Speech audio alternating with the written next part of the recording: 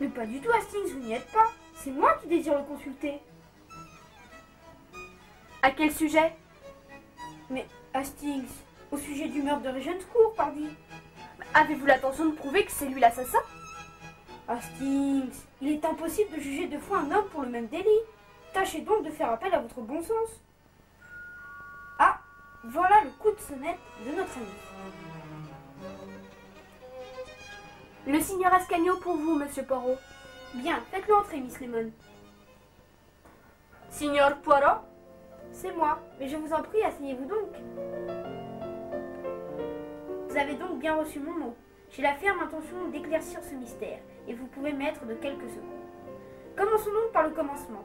Vous avez rendu visite, en compagnie d'un ami, à feu le comte Foscatini, le mardi 9 dans la matinée. Je n'ai rien fait de la sorte. J'ai juré. Précisément, et mon petit doigt me dit que vous avez menti. C'est une menace? Bah, je n'ai rien à craindre de votre part. Je viens d'être acquitté. Juste, et puisque je ne suis pas un imbécile, ce n'est pas la menace des galères que je brandis, mais de la publicité. La publicité. Je vois qu'à ce mot vous faites la grimace. Je m'en doutais. Cette petite idée m'a traversé l'esprit. Vous savez, mes petites idées me sont des plus précieuses. Voyons, signor, je vous recommande la franchise.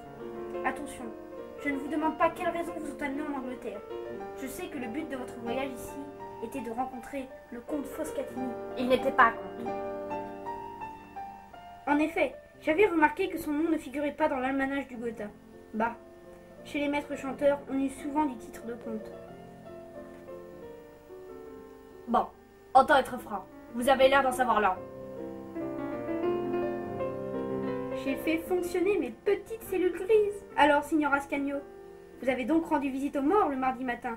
Je ne me trompe pas. Non, en effet. Mais je ne suis pas retourné à Regenscourt le lendemain soir. C'était inutile. Je vais tout vous raconter. Ces Herrerates étaient en possession de documents qui concernaient un homme de haut rang en Italie. Il exigeait une grosse somme d'argent en échange. C'est pour cela que je suis venu en Angleterre. J'avais rendez-vous avec lui le mardi 9. Un secrétaire de l'ambassade m'a accompagné. Le comte s'est montré peu raisonnable que je l'espérais, même si la somme que je lui ai remise était considérable. Un instant, je vous prie. Comment l'avez-vous payé? En devise italienne, des petites coupures. Je lui ai donné l'argent le mardi matin et il m'a rendu les documents compromettants. Je n'ai plus pour vous. Pourquoi ne pas avoir dit la vérité lors de votre arrestation? Ma position était délicate et je ne pouvais pas faire autrement que de nier avoir jamais fréquenté cet individu. Et quelle est votre interprétation des événements de la soirée? Je ne vois qu'une explication possible. Quelqu'un s'est fait passer pour moi. Il paraît que l'on n'a pas retrouvé l'argent dans l'appartement. Étrange tout de même. Nous sommes tous pourvus des mêmes petites cellules grises et nous sommes si peu nombreux à savoir les utiliser. Bien, signor Ascanio, je vous crois. Votre récit confirme ce que j'avais pressenti. Je tenais à m'en assurer. Je vous remercie, signor Ascanio, et je vous souhaite une très bonne journée. Mais de rien, monsieur Poirot. Au revoir. Écoutons donc l'opinion du capitaine Hastings sur cette affaire. Ma foi, Ascanio doit avoir raison. Quelqu'un s'est fait passer pour lui. Vous n'utilisez donc jamais la matière grise dont le bon Dieu vous a pourvu? Rappelez-vous l'observation que j'ai faite le soir du crime en quittant l'appartement. Les rideaux n'étaient pas tirés. Nous sommes au mois de juin. Il fait encore jour à 20h. La lumière baisse vers 20h30. Cela vous dit quelque chose? Allons bon. Un jour, vous finirez bien par y arriver, je le sens. Bien, continuons notre analyse. Le café était très noir. Les dents du comte Foscatini d'un blanc éclatant. Or, le café tache les dents. Conclusion, le comte Foscatini n'a pas bu de café. Pourtant, il y avait du café dans les 3 tasses. Pourquoi donc vouloir faire croire que le comte Foscatini a bu du café alors qu'il n'en est rien? Ben, ne désespérez pas, je vais vous aider. Quelle preuve avons-nous qu'Ascanio et le secrétaire de l'ambassade, ou les 2 imposteurs qui usurpent leur identité, se sont rendus à Regenscourt ce soir-là?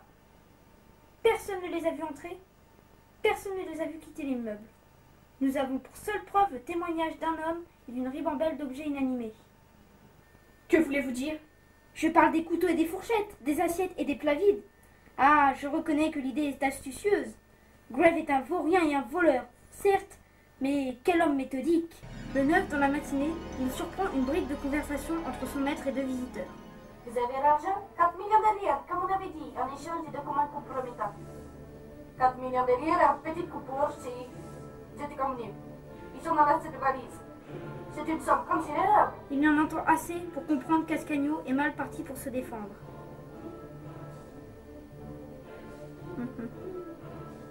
Le lendemain, dans la soirée, vers 20h, il dit à son maître qu'on l'appelle au téléphone. Maître, on vous demande au téléphone. J'y vais. Foscatini s'assoit au bureau et prend le téléphone. Grave, quant à lui, se saisit de l'arme du crime. Il lève son bras. Pronto. Il repose son arme puis se précipite sur le téléphone intérieur pour commander les menus. Oui, donc 3 menus à la carte. Soupe julienne, oui très bien, filet de sole normand, tourne d'eau et soufflé au riz. D'accord. Quel appartement s'il vous plaît? Appartement numéro 11. D'accord, ça arrive. Le dîner arrive, il dresse le couvert, salue assiette, couteau et fourchette. Il lui faut ensuite se débarrasser de la nourriture. Il est intelligent et également doté d'un bon estomac. Il installe les assiettes à dessert sur la table, mais après avoir mangé 3 tournes d'eau, il ne peut pas avaler une seule bouchée du soufflé au riz. Il prend la peine de fumer malgré tout un cigare et 2 cigarettes pour jouer le jeu jusqu'au bout. Il boit aussi 3 tasses de café, dont une au lait. Ah, c'est du grand art! Il a pensé à tout. Il tourne les aiguilles de la montre du mort pour marquer 20h47, la fracasse par terre pour qu'elle s'arrête. Un seul détail lui échappe. Il oublie de tirer les rideaux. Car si le dîner avait réellement eu lieu, on aurait tiré les rideaux dès que le jour aurait décliné. Ensuite, Grave se change, puis quitte l'appartement et parle des invités au garçon d'ascenseur. Belle journée, n'est-ce pas, monsieur Grave? Oui, je vais au Metropolitan Music Hall avec un ami. Le comte dîne en compagnie de 2 Italiens. Après tout cela, il va dans une cabine téléphonique et, à 20h47, il appelle le docteur en se faisant passer pour son maître censé agoniser. Au secours, docteur, au secours, ils m'ont tué. Foscatini. Regenscourt. Son idée a si bien fonctionné que personne n'a pensé à vérifier si l'on avait bel et bien appelé depuis l'appartement numéro 11 à l'heure dite. Sauf Hercule Poirot, j'imagine. Même Hercule Poirot. Je vais vérifier cet élément dès à présent. Restez là, Hastings. Je vais téléphoner à l'inspecteur Ross. Allô? Pourrais-je parler à l'inspecteur Ross, s'il vous plaît? Allô, inspecteur Ross? Hercule Poirot à l'appareil. Pouvez-vous me dire si un coup de téléphone a été donné de l'appartement 11 de Regenscourt le soir de l'assassinat du comte Foscatini? Rappelez-moi dès que vous aurez l'information. Merci beaucoup. Il ne devrait pas tarder à rappeler.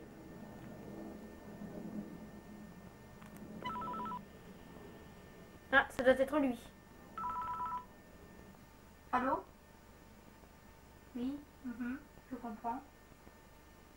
Oui, veuillez dans ce cas procéder à l'arrestation du dénommé Grave, valet et maître d'hôtel du feu le comte Foscatini. Allons-y, Hastings.